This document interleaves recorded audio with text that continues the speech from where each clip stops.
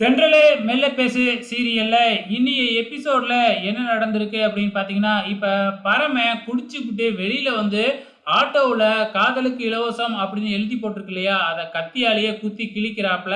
அது மட்டும் இல்ல ஆட்டோவுல போட்டிருக்கிற மேல் கூரையே பிச்சு கடாசிடுறாப்ல. இதனால ஆட்டோ கூட ஆன் ஆகவே இல்ல. ஸோ அதுக்கப்புறம் என்ன ஆட்டோ ஆன் ஆகலன்னா என்ன? நான் நடந்தே போவேன் அப்படின்னு பரமன் குடிச்சுப்புட்டு ரகளை பண்ணிக்கிட்டே அப்படியே ரோட்டுல போய்க்கிட்டு இருக்கிறாப்ல. எங்க வீட்டுல இளமதியும் நர்மதாவும் என்ன செய்யறதுன்னே தெரியாம உட்காந்து முழிச்சுக்கிட்டு இருக்கிறாங்க. அப்ப அங்க வர்ற லீலாவதி இளமதியோட அம்மா அப்பா கிட்ட அந்த பரமன் ரோட்ல குடிச்சுப்புட்டு கலாட்டா பண்ணிக்கிட்டு இருக்கான் அப்படின்னு சொல்லிக்கிட்டு இருக்கிறாங்க. அவன் லாரியில அடிச்சு சாகட்டும் அப்படிங்கிற மாதிரி இங்க இளமதியோட அம்மா சாபம் விட்டுக்கிட்டு இருக்கிறாங்க. ஸோ இளமதியால பொறுத்துக்க முடியல. எல்லாருமே போனதுக்கு அப்புறம் பரமனை பார்க்கறதுக்காக இளமதி ஓடிடுறாங்க. அங்க போய் பார்த்தா மழை பெஞ்சுக்கிட்டு இருக்கு.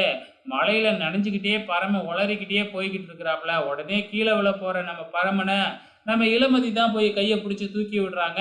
இளமதியை பார்த்த உடனே பரமனுக்கு பயங்கரமா கோபம் வந்துருச்சு. இளமதியை பிடிச்சி திட்டிட்டு நீ எதுக்கு இங்க வந்த அப்படிங்கிற மாதிரி சொல்ல, அதுக்கப்புறம் இளமதி எப்படியும் சமாதானப்படுத்திடலாம் அப்படின்னு முயற்சி பண்ணி பார்க்குறாங்க.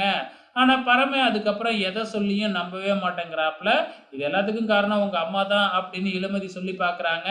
அப்பயும் வந்து பார்த்தீங்கன்னா, நம்ம பரமன் நம்பவே மாட்டேங்கிறாப்புல. "என் கைய விடு. இதுக்கப்புறம் உன் பக்கமே நான் வரமாட்டேன்." அப்படின்னு சொல்லிட்டு நனைஞ்சுக்கிட்டே நம்ம பரமன் அங்கேருந்து கிளம்புறாப்புல. ஸோ இளமதி ரொம்ப ஃபீல் பண்ணி அழுதுகிட்டு இருக்கிறாங்க. ஸோ அப்கமிங்கில என்ன நடக்கும் அப்படிங்கிறத பொறுத்திருந்து பார்க்கலாம்.